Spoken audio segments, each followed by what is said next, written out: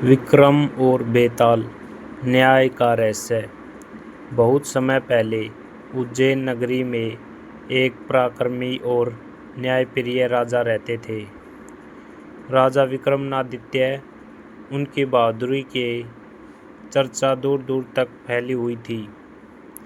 एक रात एक तांत्रिक ने राजा विक्रम को आदेश दिया कि वे शमशान के पास वाले पुराने पेड़ से एक बेताल को पकड़कर लाए।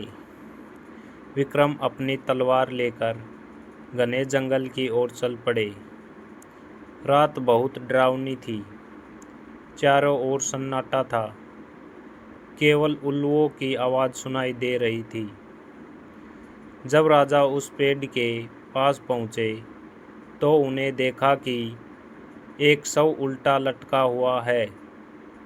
जैसे ही विक्रम ने उसे कंधे पर उठाया, शव में बैठा बेताल हंस पड़ा। बेताल बोला, राजा विक्रम, मैं तुम्हें एक कहानी सुनाऊंगा।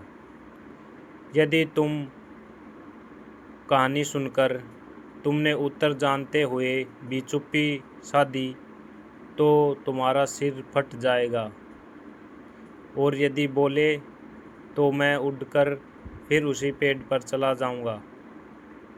राजा विक्रम शांत रहे और आगे बढ़ने लगे। बेताल ने कहानी शुरू की। एक नगर में दो मित्र रहते थे, अर्जुन और माधव। दोनों बहुत अच्छे और ईमानदार थे। एक दिन उन्हें रास्ते में एक थैली मिली जिसमें सोने के सिक्के भरे थे। अर्जुन बोला, यह धन हमारा नहीं है, हमें इसके मालिक को ढूंढना चाहिए। लेकिन माधव के मन में लालच आ गया। उसने कहा, इतना धन हमें फिर कभी नहीं मिलेगा, इसे बांट लेते हैं। दोनों में बहस होने लगी। तभी वहाँ एक बूढ़ा व्यक्ति आया। उसने उनकी बात सुनी और कहा, जिस व्यक्ति ने ईमानदारी दिखाई वही इस धन का असली हकदार है। कुछ देर बाद उस असली व्यापारी वहाँ पहुँचा।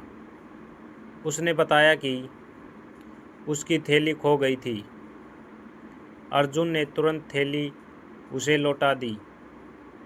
व्यापारी उसकी ईमानदारी से बहुत खुश हुआ और उसने इनाम में कुछ सोने के सिक्के अर्जुन को दे दिए। अब बेताल ने प्रश्न पूछा, राजा विक्रम, बताओ, सबसे बड़ा धन क्या है, सोना या ईमानदारी? राजा विक्रम ने तुरंत बोले,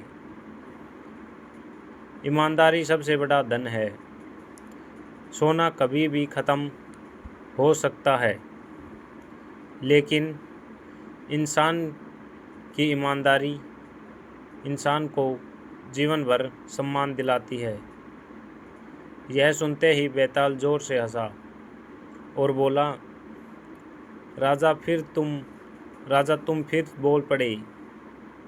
इतना कहकर वह उड़कर वापस उसी पेड़ पर जा लटका।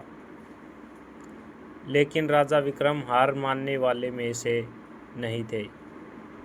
वे फिर से बेताल को पकड़ने के लिए जंगल की ओर बढ़ गए।